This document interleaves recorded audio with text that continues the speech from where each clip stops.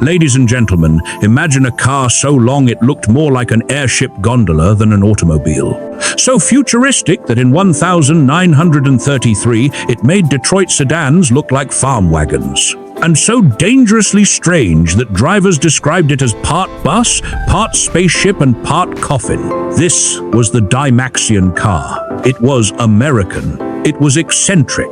And it was the brainchild of one of the most unusual thinkers of the 20th century, Buckminster Fuller. Architect, engineer, philosopher, dreamer. While the world staggered through the Great Depression, Fuller was imagining a future of efficiency, geometry, and radical design.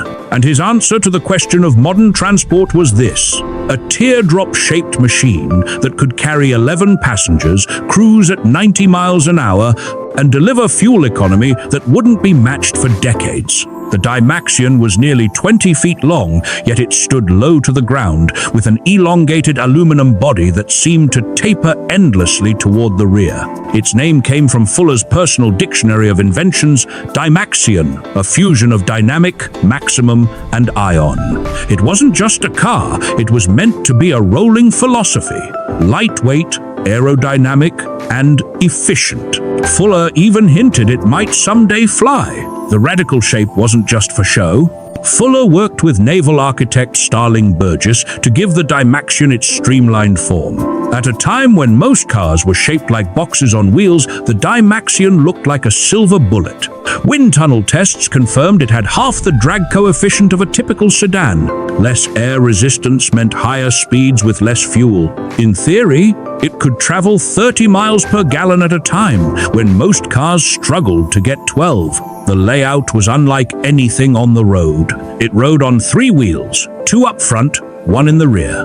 But unlike a 3-wheeled Morgan, the single wheel at the back wasn't passive, it was the one that steered. The result was astonishing agility. The Dymaxion could pivot within its own length, making U-turns in narrow streets that would leave Model Ts stuck. But this agility came at a cost. At highway speeds, that rear-wheel steering made the car unstable. Drivers said it felt like the tail wanted to overtake the nose. The interior was equally radical. 11 people could sit inside, arranged more like a lounge than a car. Large windows flooded the cabin with light.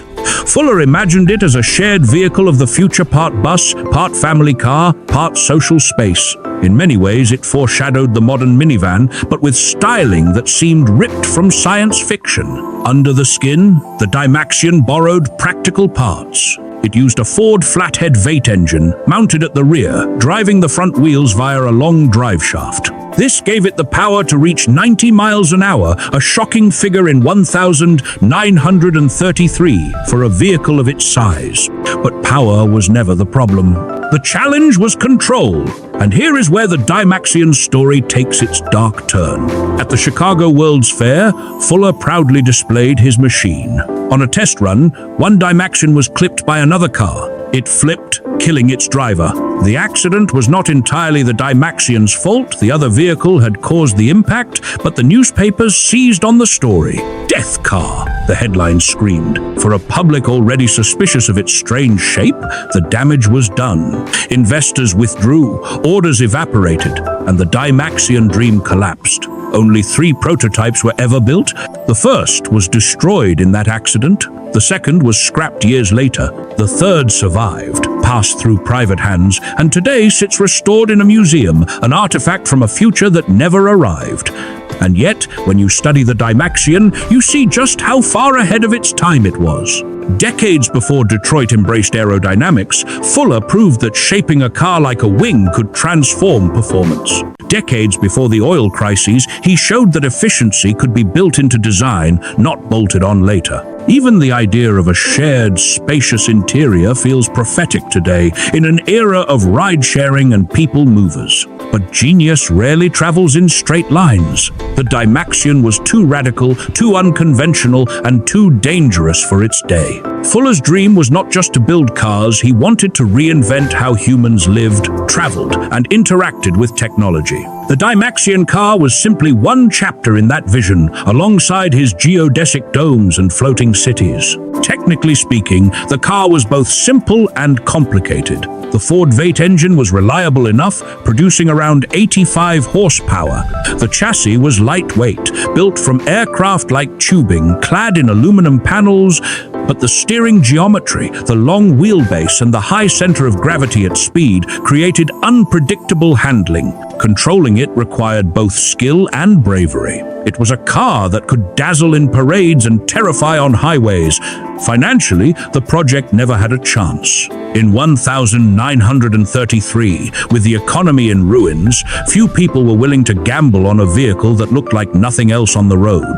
Conventional cars like the Ford Model A or Chevrolet Eagle were affordable, familiar, and safe. Fuller's radical creation, priced far higher and unproven, was never going to compete. And yet, historians today see it not as a failure, but as a symbol. A reminder that sometimes the world isn't ready for ideas that leap too far ahead. The Dymaxion was not just a machine, but a philosophy in motion. It asked a question few others dared. What should a car be, not just now, but 50 years from now? The few surviving photos and films show crowds gathered around it in amazement. Children pointing at its teardrop tail, reporters circling with curiosity and suspicion.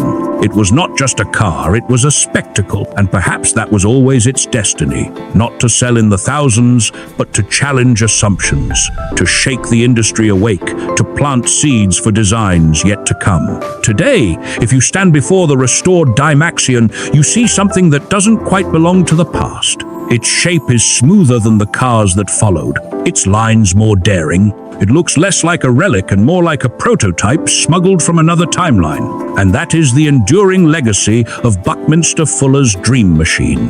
The Dymaxion Car was impractical. It was dangerous, but it was visionary.